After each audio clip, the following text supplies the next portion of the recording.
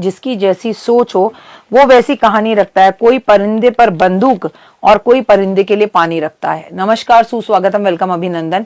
मैं हूं आपके साथ आपकी अपनी होसन दोस्त डॉक्टर वायरा की। आपका स्वागत अभिनंदन करती हूं आपके, मेरे और माता रानी के इस खूबसूरत से यूट्यूब चैनल पर। कैसा है मेरा ये संसार? आप दिन दुगनी रात चौगनी तरक्की करें। माता रानी की असीम कृपा आपके ऊपर, आपके संसार पर बनी रहे। आप हमेशा खुश रहे, आपके पितरों का आशीर्वाद बना रहे। आपके पितरों को मैं कोटि कोटि प्रणाम करती हूँ। चलिए कार्यक्रम की शुरुआत हमेशा की तरह बिलीव इन कर्मा। पता भी नहीं चला, साल अभी शुरू हुआ था और 18 जनवरी आ गई। रविवार का दिन है, 18 जनवरी है और अमावस है। नए साल के पहले महीने में अमावस आ रही है और ये साल की पहली अमावस है। दशरथ अमावस का महत्व है। क्या है ये अमावस, मैं आपको बताऊंगी। इससे आपको बता दूं कि अमावस की तिथि हमारे पितरों को समर्पित होती है। इस दिन किसी को मिलता है आशीर्वाद। एक एक बात बताऊंगी, लेकिन सबसे पहले अमावस का महत्व। अमावस का दिन पितरों को आत्मा की शांति के लिए होता है और कहते हैं उन्हें छुट्टी मिलती है, वो धरती पर आते हैं और आपके और हमारे घर पर वास करते हैं या पीपल के पेड़ पर वास करते हैं। तो इस दिन हमें श्रद्धा से उनका तर्पण पिंडदान जरूर करना चाहिए। ब्राह्मण को भोजन कराना चाहिए ताकि उन्हें मोक्ष की प्राप्ति हो। उनको जो पसंद हो वो चीजें दान करनी चाहिए। उनकी तस्वीरों पे पुष्प अर्पण करने चाहिए। जन्म कुंडली में अगर पितृदोष हो तो आपको अमावस के दिन श्राद्ध तर्पण फलदायी माना जाता है। इस पितृदोष के कारण जीवन में आ रही परेशानियां कम होती हैं और नकारात्मक प्रभाव धीरे धीरे खत्म होते हैं। धार्मिक मान्यताओं के अनुसार अमावस के दिन पितरों की आत्मा पृथ्वी पर आती हैं और वो ये उम्मीद करती हैं कि हम उनके लिए कुछ करें। तो सबसे पहले पीपल के पेड़ की पूजा, पीपल के पेड़ पर मीठा जल अर्पण करना, पीपल के पेड़ की सेवा करना। अमावस हर महीने में एक बार आती है। इसकी गणना चंद्रमा और पंचांग के अनुसार होती है। जिस दिन सूर्य और चंद्रमा एक ही राशि में होते हैं, इस दिन अमावस की तिथि मनाई जाती है। इस आधार पर हर महीने अलग अलग नामों की अमावस होती है। तो इसलिए आपको अमावस पर अपने पितरों को याद करना चाहिए। दशरथ अमावस पितरों को तर्पण कैसे करें? सुबह ब्रह्म मुहूर्त में उठें और किसी पवित्र नदी में स्नान कर बाद में स्वच्छ सात्विक वस्त्र धारण करें। अगर नदी में स्नान ना कर सके तो घर में ही गंगा जल डाल के स्नान करें। तांबे के पात्र में शुद्ध जल, उसमें काले तिल, जौ और गंगा जल मिलाएं। साथ में पूजा के साथ कुशा घास, जिसके अनामिका अंगूठी में धारण किया जाता है, यह हाथ में पकड़कर करें। इस दिन अगर आप कुशा हाथ में लेकर महादेव पर जल अर्पण करते हैं तो बहुत अच्छा होता है।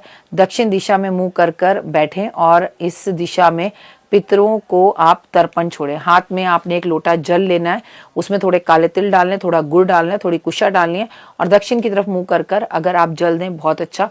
पीपल के पेड़ पर जल दें बहुत अच्छा। नीम के पेड़ पर जल दें बहुत अच्छा। और सबसे बड़ी बात, महादेव को जल अर्पण करें, गंगा जल बहुत अच्छा। इस दिन कौओं को जरूर खिलाएं, चींटियों को जरूर खिलाएं, गाय को जरूर खिलाएं।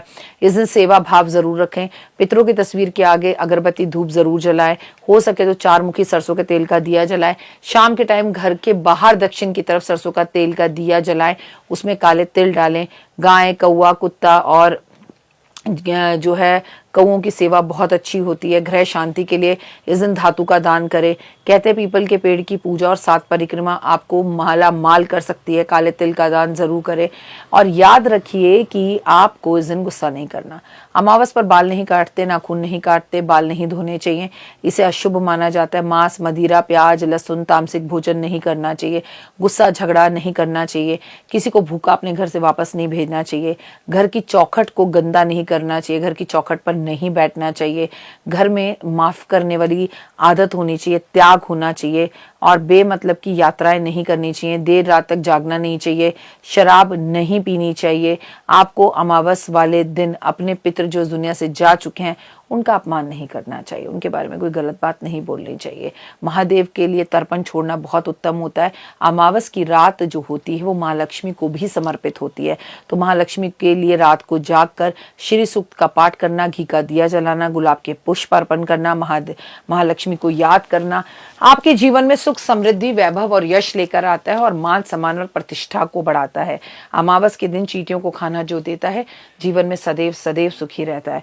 याद रखिए कि हम अक्सर अपने उन लोगों को जो इस संसार से जा चुके हैं उन्हें भूल चुके हैं। अगर आप उनको जीवन के अंदर याद करना चाहते हैं तो सबसे पहले उनकी पसंद की सारी चीजें अमावस पर बनाकर आपको दान करनी चाहिए। फिलहाल मुझे दीजिए इजाजत। अपना आप लोगों को रखिए खास ख्याल। कमेंट्स में जय माता दी। तो देख ली वीडियो, कैसी लगी, पसंद आई?